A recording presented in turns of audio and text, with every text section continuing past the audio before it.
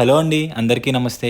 ఈరోజు మన రెసిపీలో spicy వేணுమా, spicy இருக்கு. ట్యాంగీ వేணுமா, ట్యాంగిயும் இருக்கு. ஃபைனல்லி டேஸ்ட் வேணுமா, டேஸ்ட்டும் இருக்கு. என்னதான் ரெசிபி நினச்சிட்டு இருக்கீங்களா? பார்ப்போம் வாங்க. Excuse me sir, తెలుగండి.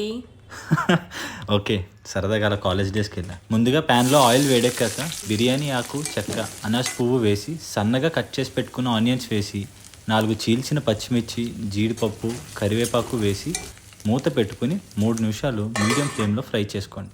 ఉల్లిపాయలు గోల్డెన్ బ్రౌన్ వచ్చాక అల్లం వెల్లుల్లి పేస్ట్ వేసి పచ్చివాసన పోయే వరకు ఫ్రై చేసుకోండి.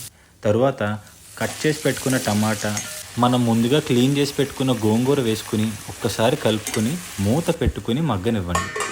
గోంగూర ఈ విధంగా మగ్గాక చిటికెడ పసుపు, 2 స్పూన్ల ఉప్పు, కొంచెం కారం, ధనియాల పొడి, గరం మసాలా వేసి ఈ మొత్తాన్ని కలుపుకొని గ్లాసున్నర నీళ్లు వేసుకుని మూత పెట్టుకుని ఉడికించుకోండి. ఇక్కడ నేను బాస్మతి రైస్ తీసుకున్నానని, అందుకే ఒక గ్లాస్ బాస్మతి రైస్కి గ్లాసున్నర నీళ్లు వేసుకోండి.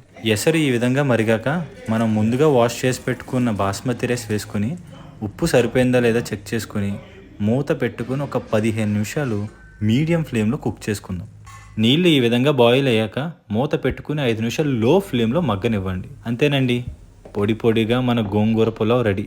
కొత్తిమీర జల్లుకుని సర్వ్ చేసుకుని తింటే ఉంటుందండి టేస్ట్ వేరే లెవెల్. మీరు కూడా ట్రై చేసి టేస్ట్ నచ్చితే లైక్ చేయండి.